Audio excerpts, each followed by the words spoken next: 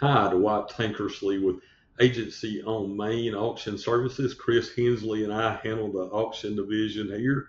Going to explain the process of, registering for a bidding account and getting ready to bid on a real estate auction. First step would be to go to our auction page, agencyauction.agencyonmain.com. Most people are going to scroll down and look at a particular auction. In this case, we're going to look at the Vine Street auction. Click View Auction, and it opens up that auction. It shows you the information on the auction. You can read that. Scroll down a little further. We've got all kinds of information about the property. There is a floor plan tour of the property. The important tab to click on here is the one labeled Files. These files are the things that we'll talk about later that will get sent to you to sign for to be able to get approved to actually bid. First step is to create an account. To do that, you would click on the Login Register button, and you'd put in your email and then hit Create My Account. I've already got us an account to use today, so you just cancel that. I'm going to cancel that. But once you went through the full steps, one of the steps is creating a username. That username will be displayed to the public as your bidding name. You can use your real name. I actually use bidder number 3. You will get an email that to finish the registration process, you'll need to click the link so it can tell you got the email. That will send you back to the account. Since I've already done that, we're going to go back to this page and we're going to click the login button again, and we're going to close that window again, and we're going to click log in and see if it'll do. There we go. And we're going to log in as bidder number 3 under that account. And we've already been approved to bid in that auction. I've already set that up. I'm just going to scroll down to the bottom to this auction in Vinemont and click view auction, and that auction closed yesterday. So we're going to go back to home. I want to use the Betty Street auction and see the get approved to bid button. We've decided we want to bid. So you don't click the red link, you click the gray link. You should get a green pop-up. Your request has been submitted. If approved, you will be notified by email, and it changes to approval requested. Once you've done that, the first thing that happens will either Chris or I will call you, speak to you, and once we've talked to you and answered your questions, then we will send you an email with those documents for you to sign those, and we'll check our email box. I think we've already got those. As you can see, we've got Dwight Tankersley sent an email. Please review 5 documents for bidder John Smith on Vine Street. And you'll just open your email, click View All Documents. And the computer is slower than I want it to be. There we go. We just click it again. And we want to go ahead and click this Start Signing button.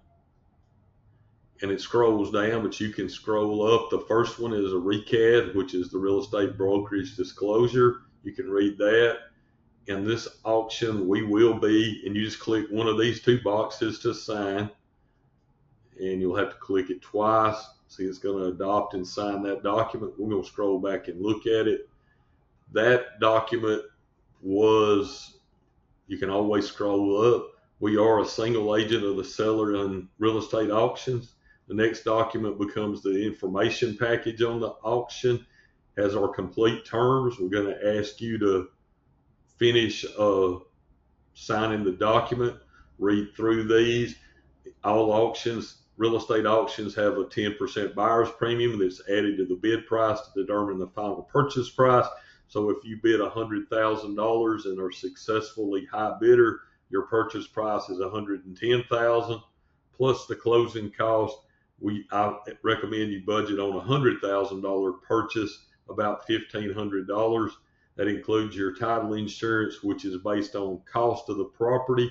So as the cost goes up, your closing goes up a little bit, depending on how high the property is worth. But $1,500 is usually a good budget for anything under about $300,000. That 10% we added when you sign the contract, you deposit that as earnest money, and that is non-refundable unless the seller, through no fault of you, fails to close. Then you would get it back. If it's 100% the seller's fault, it doesn't close. We have you initial each page as you go, and you can scroll up and read each page. It tells you all our terms. In this particular auction, closes, the deed will be delivered on or before May 12th. If you miss that date, you would not get your earnest money back if you fail to close on time. Again, it just talks about how the title insurance is your responsibility. It's your responsibility to inspect the property. Again, I ask that you read through these terms, make sure you understand them. If you don't, give Chris or I a call and we will explain them to you. It tells you right there that the sale is subject to the owner confirming the final bid price. We do have an amount in writing from the owner that will get approved. They could approve a lower amount. That's why we worded it that way. We have the information on the property. Again, read through that. We want you to sign that we've disclosed that. You also need to preview the property and confirm that stuff is correct. These are all items that were in the terms and conditions. We just pull them out again so that you can read through them and understand them. We do tell you where our information came from. Most properties, it's going to come from the county websites and the city websites and Cubicasa for floor measurements.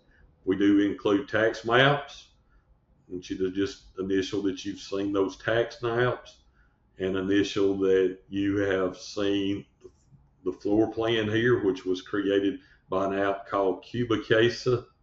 In this case, that property on Vine Street is in a historic district. We've included a sign of that so it's clear that you have seen that. We include a copy of the contract. It's only for your review. In case you're the high bidder, you have already seen the contract that you'll be signing and there'll be no surprises.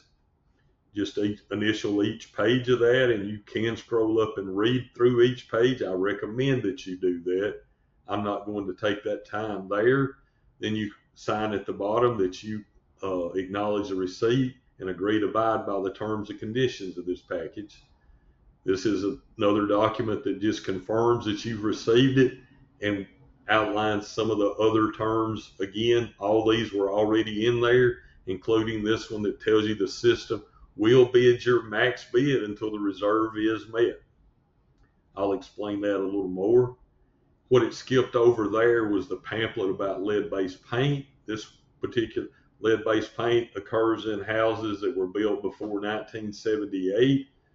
You're initialing here that you are aware of that and acknowledging that the seller really has no idea if it still has lead-based paint. It hadn't been tested, and that you are aware of that. That's what this form is for. We are now finished. You click finish signing, and I recommend you just close these pop-ups. You don't need to create an account, and you can close that out. That sends it back to me automatically. We'll get you approved to bid, and once we get you approved to bid, you will get an email. You get two different, just as a show you, you got those documents back so you can review them. It tells you that you signed them, and we've also got a bid email that says you've been approved to bid for the auction on Vine Street. I pre-did that earlier before I started the video because it was easier to do.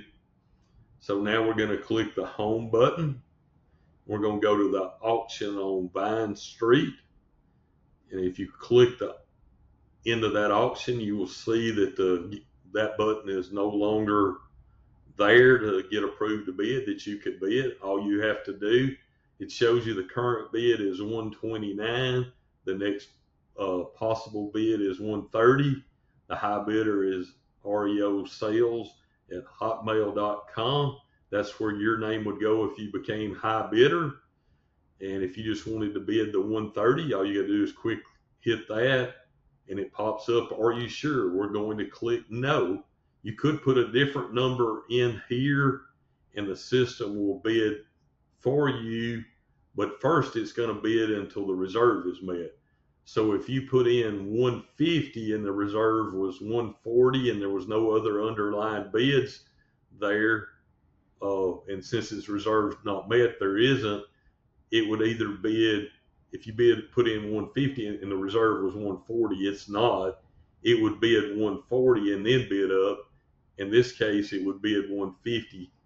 I actually am not sure what the reserve is. So, but that explains how that would work. I hope this video helps you. If you do have any questions whatsoever, reach out to me or Chris. And as you see, almost every page you open is going to have our phone numbers. There's Chris Hensley, 256-227-0871. Dwight Tankersley, 256-345-7831. Happy bidding.